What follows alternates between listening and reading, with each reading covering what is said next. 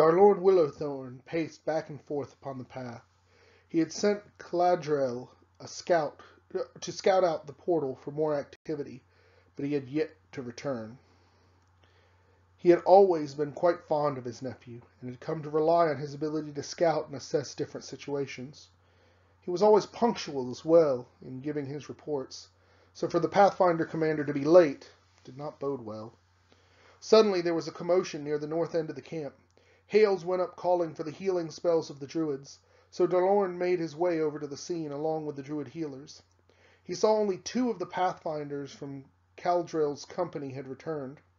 He approached the less injured one, and the elf rose to greet his commander. "Lord Darlorn," the elf said painfully, trying to stand at attention. "Report, Pathfinder," Darlorn said abruptly.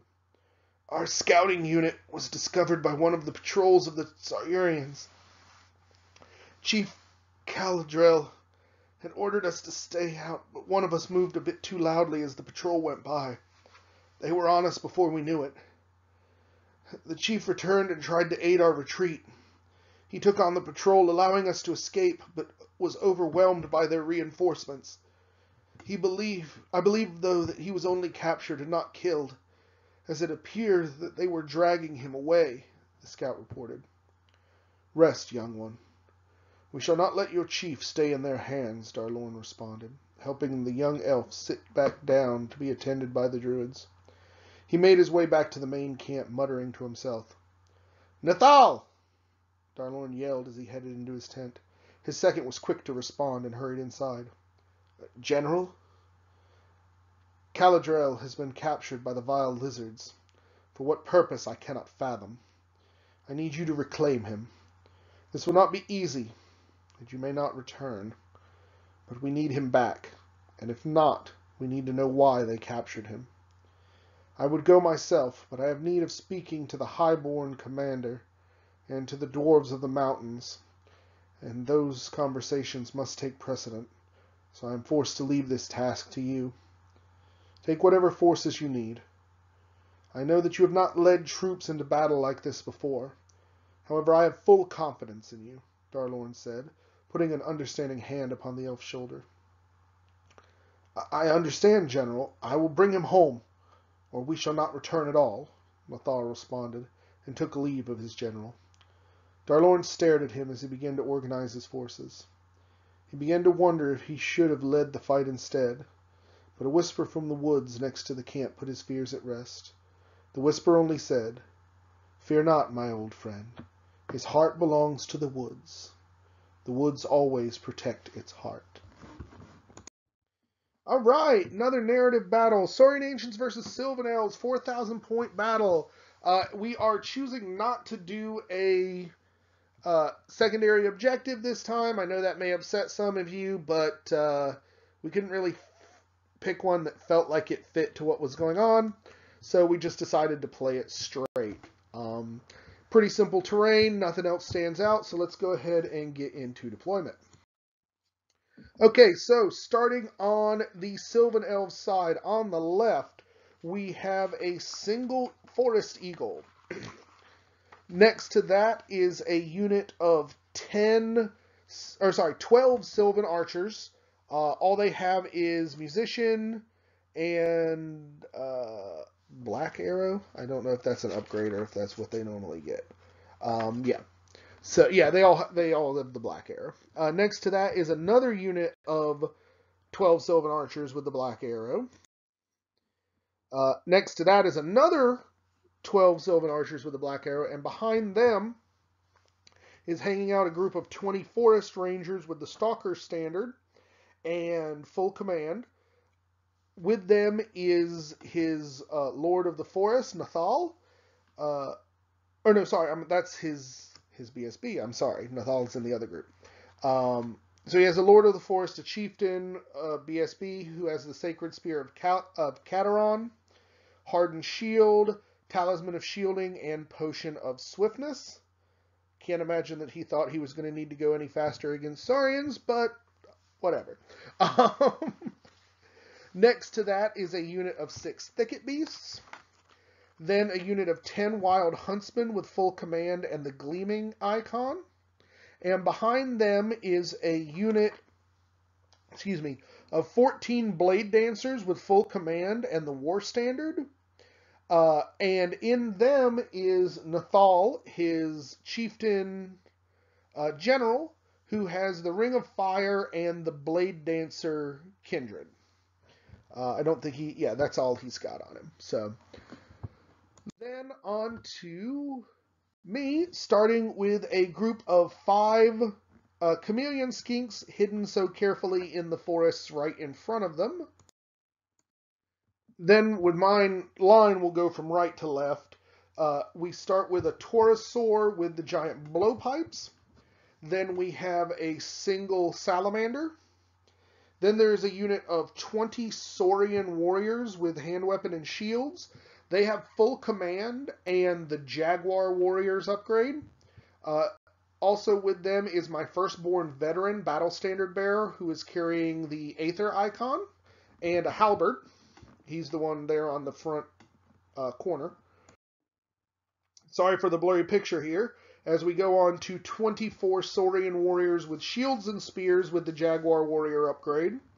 My second salamander, a Stygiosaur. Then over here up front, there is a unit of 10 skink hunters with javelins and shields. Behind that is a unit of 3 Rampedon riders. And next to that is my general, the warlord on an Alpha Carnosaur. He has the Spear of the Stampede and a Crown of Scorn. So big, scary dinosaur. And I got the turn to go first. We actually didn't have anybody drop their armies all at once. He and I actually went back and forth. But kind of once he dropped a couple of his units on the right side there, I knew what I was going for and dropped my last couple of units and ended up winning the roll to go first. And my watchword here is rush him. I don't want to give him enough time to shoot me to pieces, so I want to get up in his face. And this made him very, very nervous. With the Jaguar Warriors upgrades, even the Saurus Warriors are marching 10 inches. So there's a lot for them to get up to, and there's a lot of fast-moving dinosaurs over here that are going to really get up in his face before too much longer.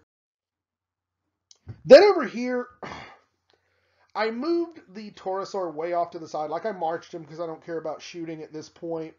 And I put the Salamander kind of out there to maybe get some shooting next turn.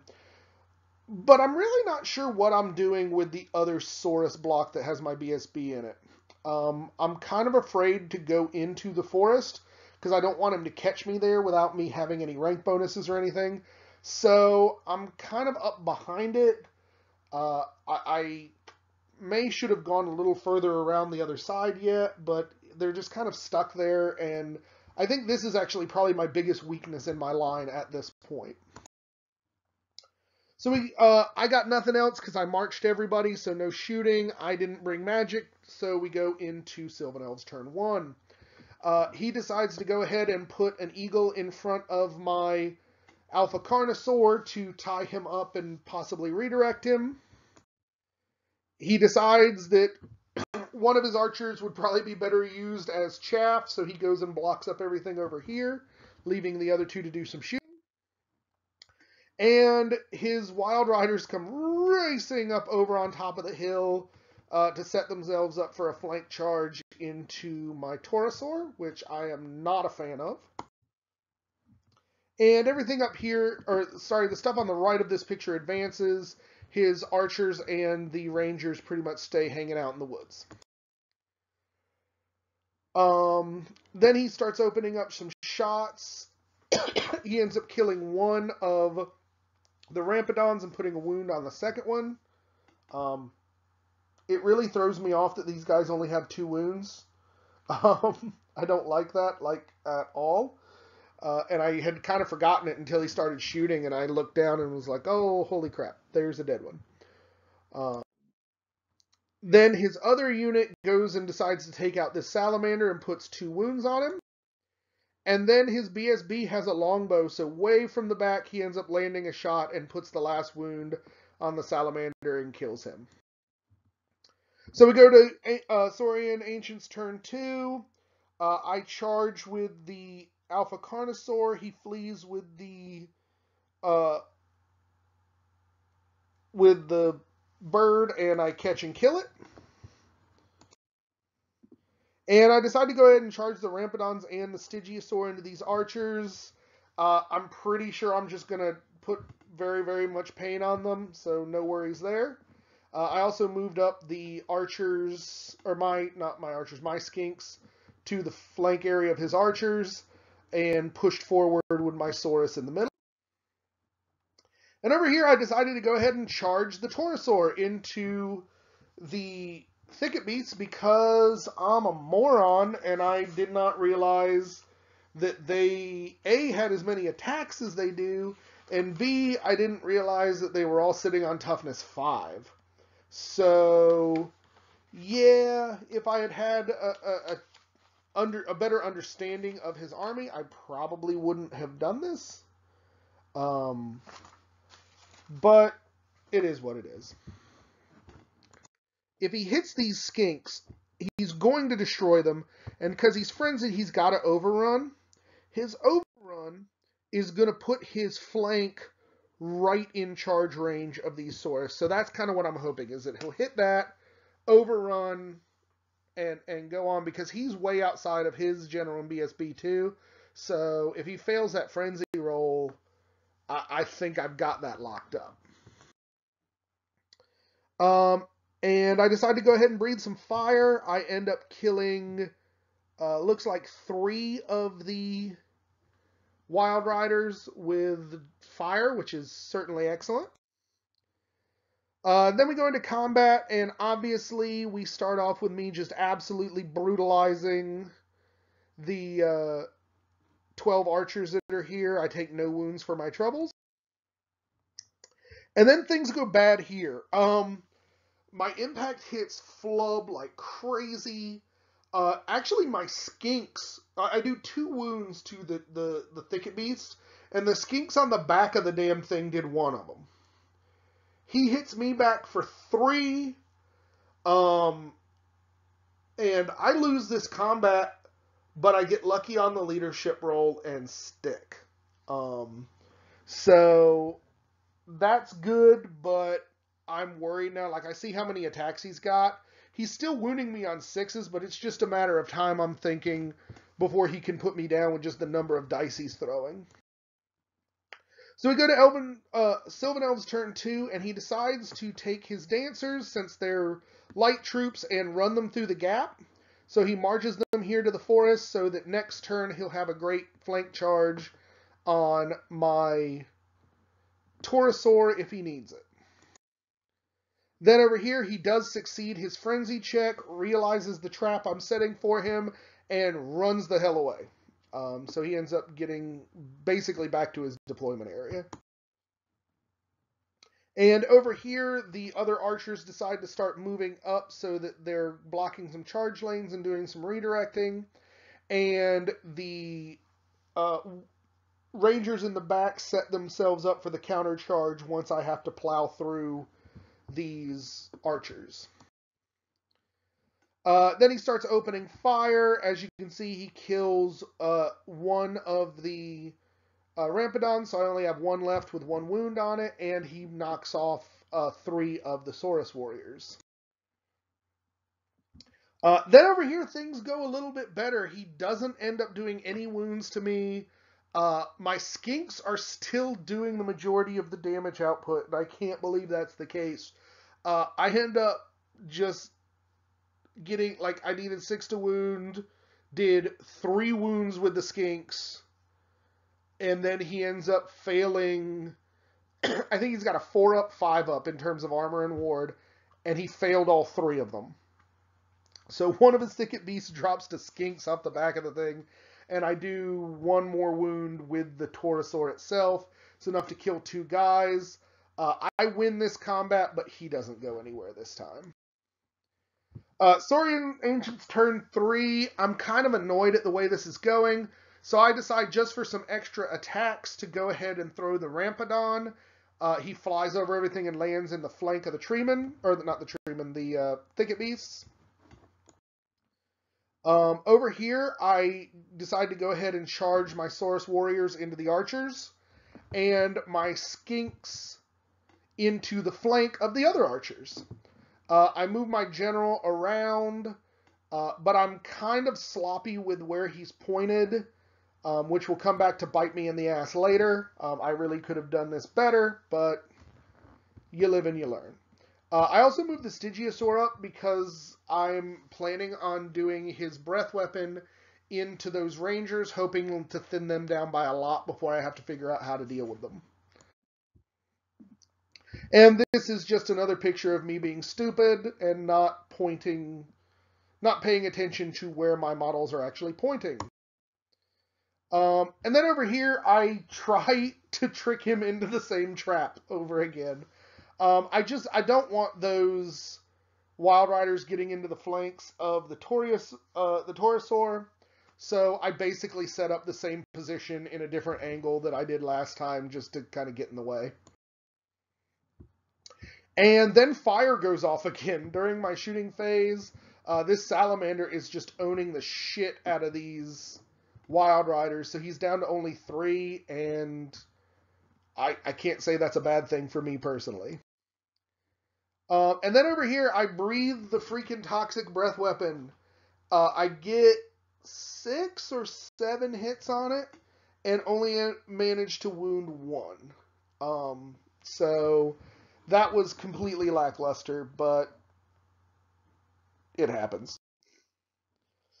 Over here, the skinks actually break the... during combat, the skinks actually break the archers. I killed one of them. He didn't do anything back to me. And they failed badly enough, so they run through their own unit. Not quite off the board, sadly to say. And over here, the Saurus just evaporate the archers. They all die, do nothing back to me. And I turn to face the front of the rangers that are most likely incoming. Over here, he still can't hurt me. I'm just standing. He can't wound me, and what wounds he's doing, I'm picking up with the armor save. However, I'm still not hitting back for crap. I think I do 2 more wounds. Again, I'm winning, but it's not by enough to actually make him break. So Sylvan Elves turn 3, the Wild Riders decide, you know what, screw this noise, let's at least pick up some points before we're fire breathed off the board, and go ahead and charge into my sacrificial chameleons. And over here, he charges the Blade Dancers into the Taurosaur. And this is what I was waiting for. I can't hurt his treemen. I don't get to stomp his thicket beasts. I don't get to stomp them because they're monster infantry, but now he's put a bunch of squishy elves into the side of me. Provided that they don't kill the Taurosaur before it gets to go, that is just buckets full of combat res. Ready for me just to pick up. So that's what I'm thinking. I'm actually thinking this is probably my opponent's biggest mistake, certainly up to this point in the game. And here come the Rangers charging straight forward into the Saurus warriors. And his archers rally.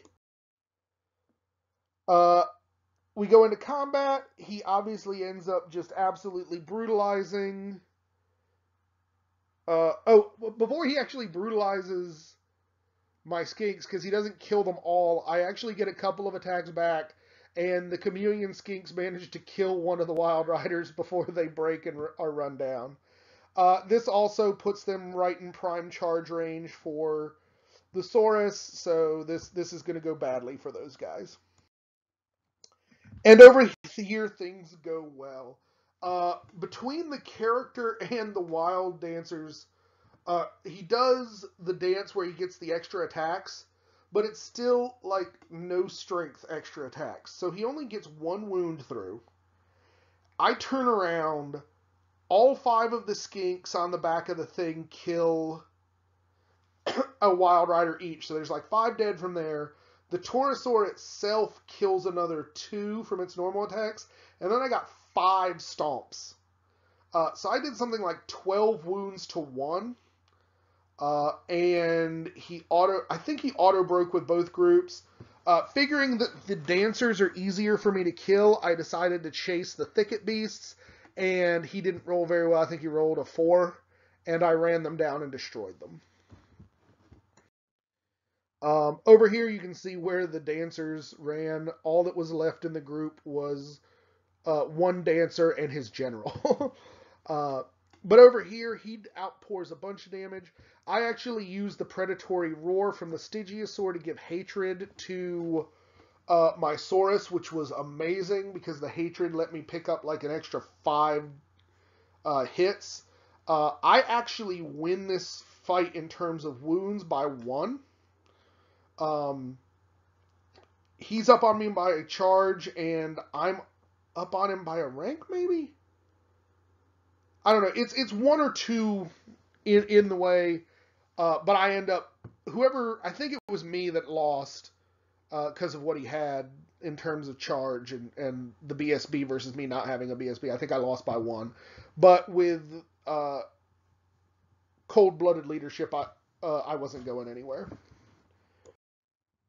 So my turn 4. I go ahead and charge the flank of the Wild Riders. They can't flee because they're friends. Because they're frenzied.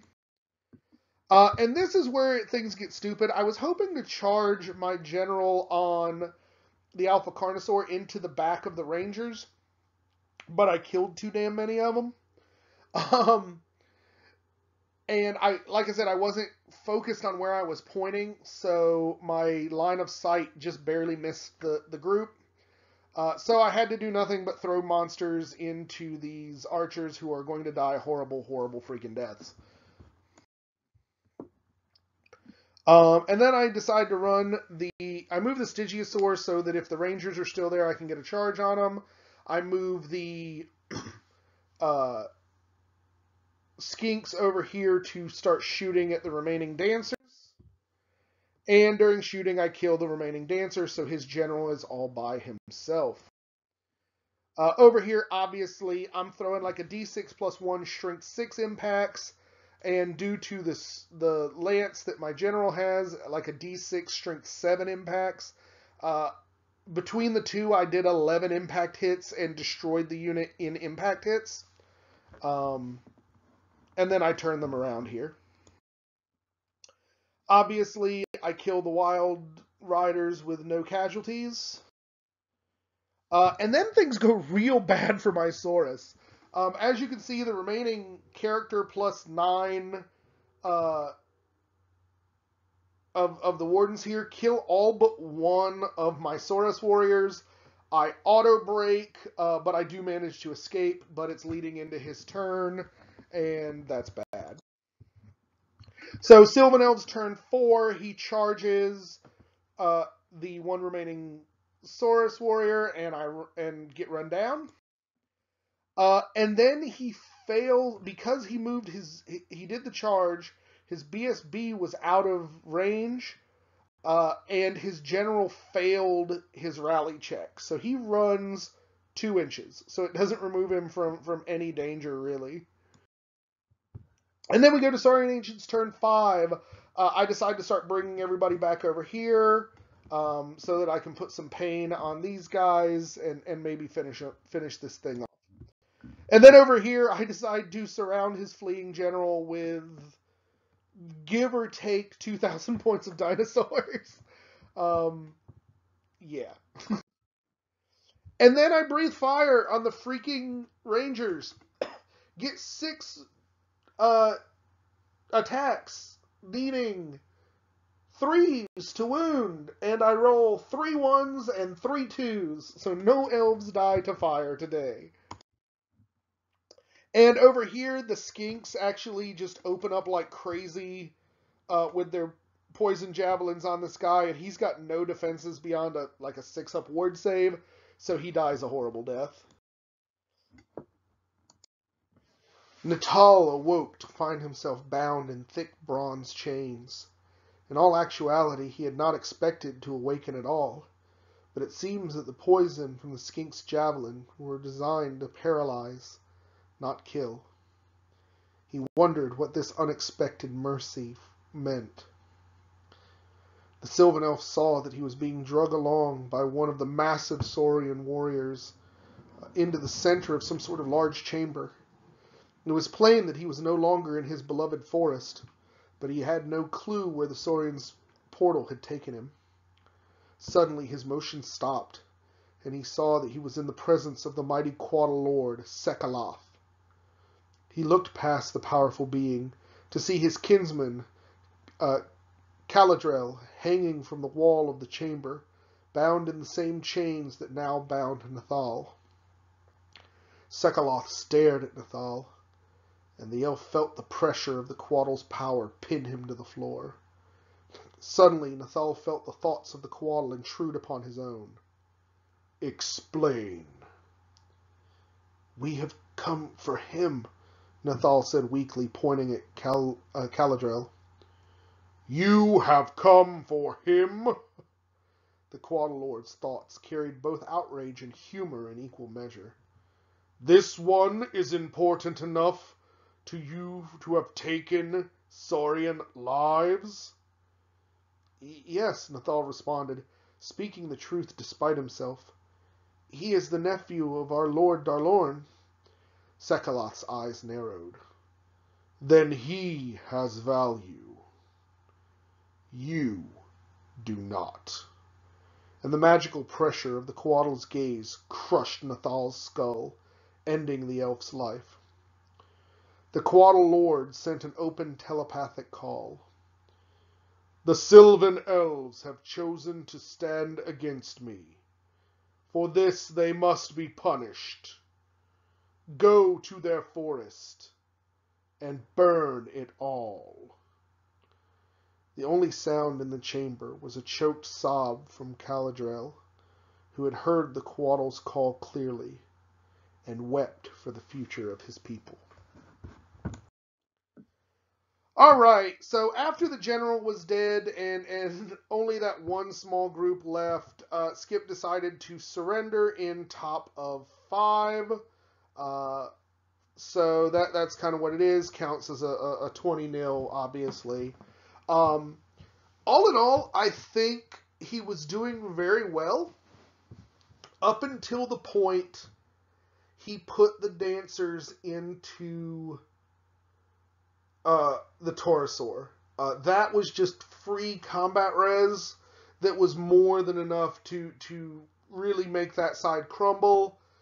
It also kind of forced him to commit the few Wild Riders he had left.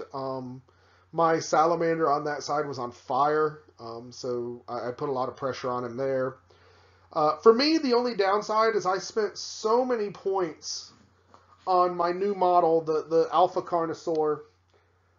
It's 890 points, and he killed a bird and helped to kill a single unit of 12 man of archers. So lots and lots and lots of wasted points there. But he's a cool new model, and I made him for like $6 rather than spending 100 and something, so I'm super happy with that. Maybe he'll get to do something next time I play with him. All in all, it was a pretty good game. I know Skip was feeling a little overwhelmed after the break of the one battle with the Thicket Beasts, and it really turned into kind of a beatdown after that point because everything started kind of falling apart on him. But I think he was doing really well in terms of his tactical choices. He avoided the trap I'd set with him with the skinks, which is something that in the past he probably would have walked into. So it's nice to see him learning from these games, even though I know it can't be easy for him to kind of come to defeat after defeat.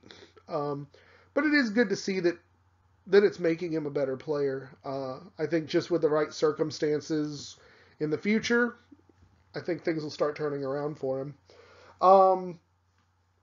In general, I like the list I came up with. Except for the Rampedon riders. They just suck. I'm frankly happier just using the models as individual skink chiefs on Rampedons. They're just better, I think. Now, they're not too many points, but I don't like the idea of Monster Cav with 2 wounds on them. That makes me sad. So, I like this list. I may tweak it around a little bit. I probably spent way too many points on the Alpha Carnosaur guy, but he's just cool. And I like being able to do the Monster Mash, because I don't really want to do the billions of skinks thing. So, but all in all, I hope you guys enjoyed this one. One thing we did notice at the very end of it, after everything was said and done, he had forgotten that the Thicket Beasts had armor piercing, I think. That's what he was talking about. So he probably could have, if he had remembered that, he could have gotten another wound through, or maybe even 2 on the Torosaur, which would have killed it. So it was one of those oops that we didn't realize until like he was putting everything up and looked down at his list and went, shit, there's armor pierce. So I guess the lesson for the day is make sure you read your army list and know what you got, because it can really come down to little things. But I hope you guys enjoyed this one. I hope you enjoyed where the story's going, and if you have any questions, leave them in the comments below, or comments, however you want to do it, and we will catch you on the next one.